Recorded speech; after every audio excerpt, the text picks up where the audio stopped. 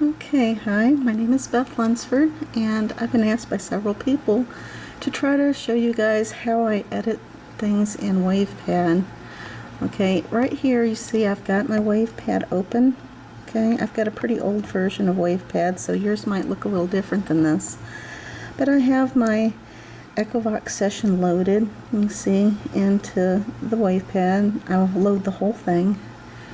And I think I've got a section here that I'd like to analyze a little more, so I'm going to show you how I do that. I hope you can see here. I'll try to zoom in and show you. First I play it and I listen to it at normal speed.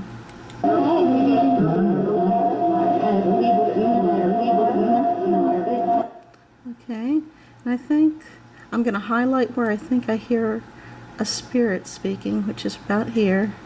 Okay,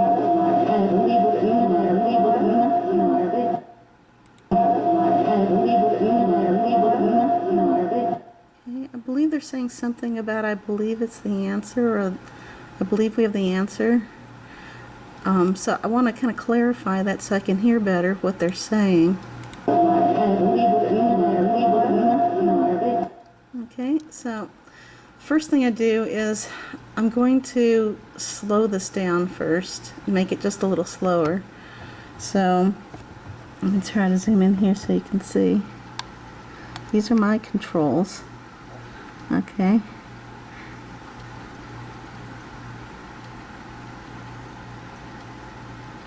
This is speed change. You see it pops up a window that looks something like this. Alright. And 100 is the normal. See, if I put it at 100, it makes it the same speed that it is now. That's 100% of speed. If you make it bigger than that, it makes it faster. And if you make it less than 100, it makes it slower. Okay? The further you go under 100, the slower it's going to go. At least that's the way this one works. So I usually start like in the 80s somewhere. And if it needs to be slowed more, I undo it and slow it just a little bit more. So let's see what it sounds like here. I don't hit apply, I just hit play. See, it's got an apply button that applies it, and then this just plays it. So I'm going to listen to it first.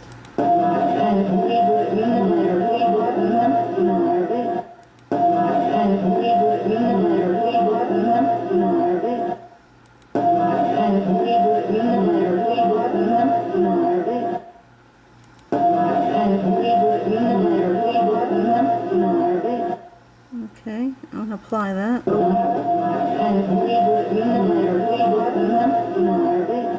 Okay, it's kind of hard to understand still, so I'm going to try one of the filters on it. I'm going to try over here under effects. They have something called a high pass filter, and it pops up a box that looks like this. I usually go with 419 to start.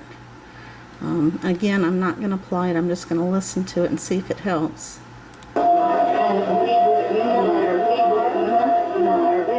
That's pretty good, so I'm going to apply that.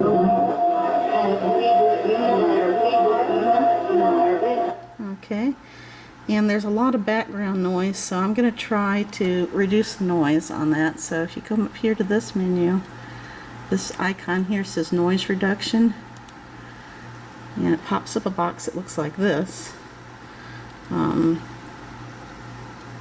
usually decide what to do as far as this slider here based on what this looks like, because if you make it too far this end, it'll take all the sound out. See, you don't want to do that. And you can't preview that, so you have to go and click the undo button. See, undo. Alright, so let's try that again, but I would usually pick something like around the 20s to start. If that's not enough, you can always increase it.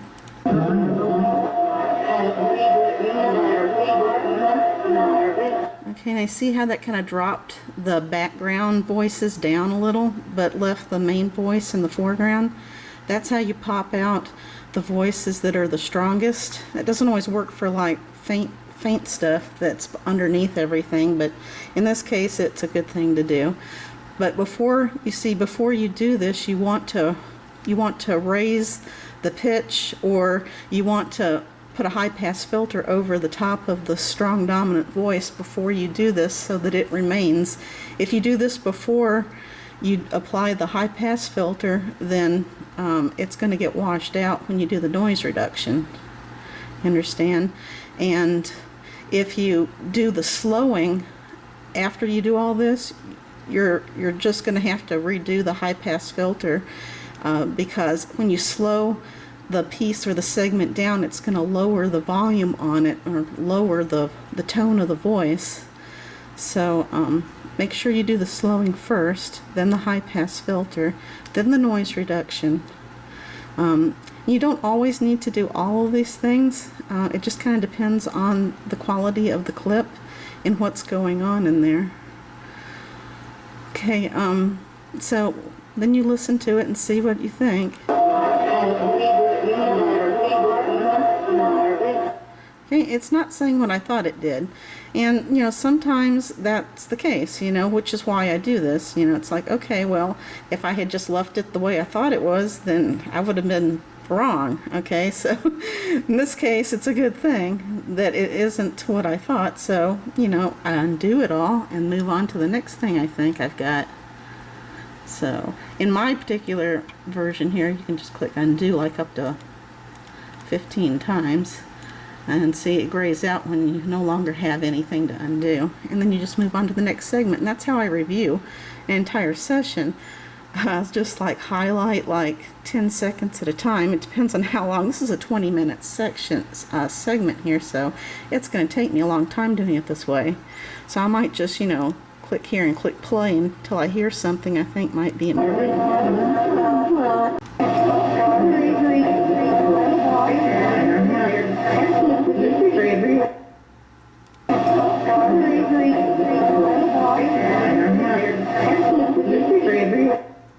Now, I heard hurry, hurry, bring light.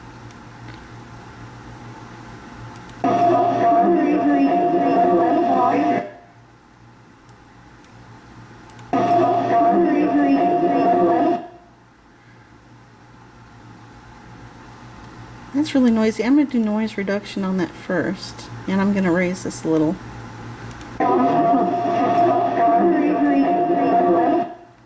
Slow it down just a little.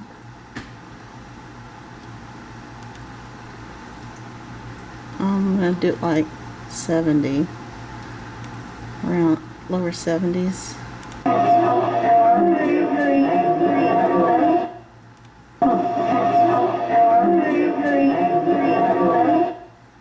And light's still a little fast, so I'm just going to make light a little longer.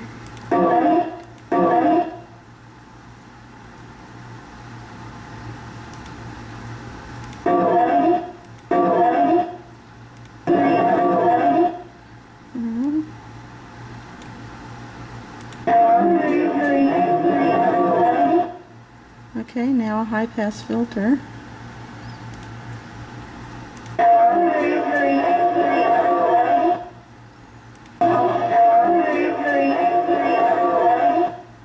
Hurry, hurry, bring light. And I'm pretty confident on that, because this is one I found earlier, and I've already done all this work on, but this is how I started, how I found it, the original. This is the work I've done on it. And you can keep layering these effects and reductions and filters. You can do them a couple of times to get it more clear, to clarify it more, and to cut down on the background noise. You can do this a couple of times until it starts losing the clarity.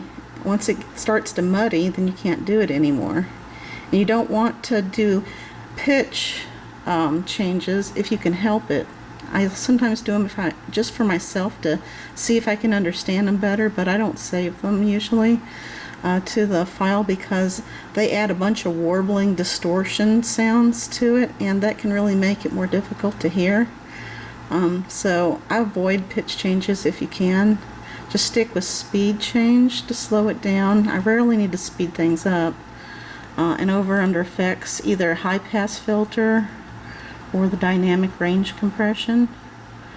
And sometimes doing these things you'll need to also amplify at the end, because especially when you do noise reduction and the high-pass filter, it can sometimes really take the volume out, so you may have to go and amplify it just a little bit. Okay, so that's pretty much all there is to it. When you get your clip the way you like it, I usually go here and say trim, start to end. That just clips the whole thing out that you worked on, okay? And then I just go over here and save this file as, and I'll give it a separate name. You want to name it something other than your main file name, because you don't want to lose your whole main file. So, okay, and then you save it. It'll give you the options on how you want to save it. I usually save like PCM uncompressed, 44 100 Hz 32-bit stereo. That's what I use. Okay, and then of course I go up here and click undo, and it takes me back out to my main file again. Click undo until all my changes are gone, and then I'm ready to go on to the next one. I hope this has helped, and if you have any questions, feel free to contact me and I'll be glad to answer them.